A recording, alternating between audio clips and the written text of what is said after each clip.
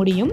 ஏன்னா ஒரு வேஸ்ட்டான ஒரு பொருளை நம்ம பயனுள்ள ஒரு பொருளாக மாற்றி அதை நம்ம பயன்படுத்துகிற நேரம் எல்லாமே நம்ம மேலே நமக்கு அவ்வளோ ஒரு செல்ஃப் கான்ஃபிடென்ட் வரும். ஸோ நாம் ரெடி பண்ணது அப்படின்னு சொல்லிட்டு ஒரு பெருமையாகவும் இருக்கும் கண்டிப்பாக. ஸோ கண்டிப்பாக இந்த மாதிரியான விஷயங்களை உங்களை நீங்கள் இன்க்ளூட் பண்ணிக்கோங்க. அண்ட் நான் சொன்ன மாதிரி தான் ஸ்டார்டிங்கில் கொஞ்சம் கஷ்டமாக இருந்த மாதிரி இருந்துச்சு. அண்ட் அடுத்தடுத்து நம்ம வந்து அப்படியே அந்த ரவுண்ட் பண்ணிவிட்டு வர நான் தைச்சிட்டே வரும்போது எனக்கு அவ்வளோவா கஷ்டமாக தெரியலை. ரொம்பவே ஜாலியாக அண்ட் ஈஸியாக தான் இருந்துச்சு.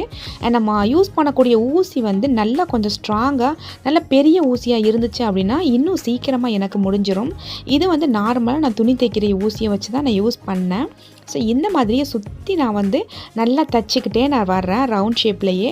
ஒவ்வொரு டைம் நம்ம அந்த ரவுண்ட் ஷேப் வந்து நல்லா ஒன்றோட ஒன்று டைட்டாக இருக்கிற மாதிரி நம்ம சுற்றிக்கிட்டே வரணும். அது ரொம்பவே முக்கியம். ஸோ இப்போ பார்த்தீங்கன்னா ஒரு ரவுண்டு முடிஞ்சிட்டு அடுத்து வந்து இப்போ மெரூன் கலர் ரவுண்ட் வந்துட்டுருக்கு.